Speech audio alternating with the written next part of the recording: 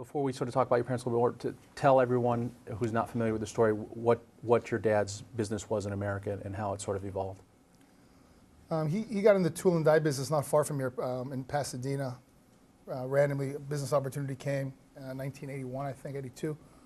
And they, him and my uncle, who were very close, invested in that. And through that, learned that business. It's not too dissimilar from construction, but very similar in another country and a kind of different product type.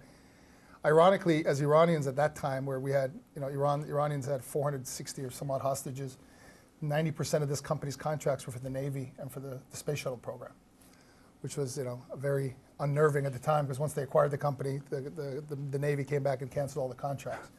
And ultimately, through their relationships, they got them back.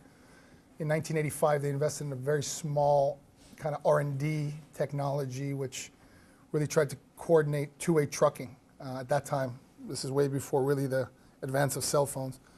And they used excess satellite space to pretty much to privatize it and rent it.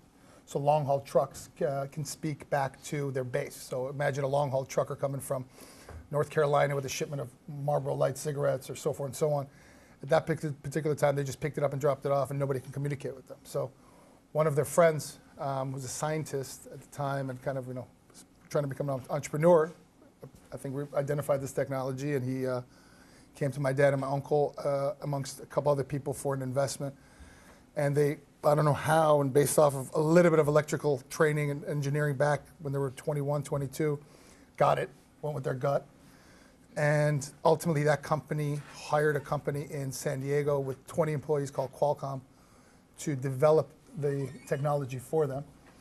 And they ended up merging, and Qualcomm now is a $70 billion company.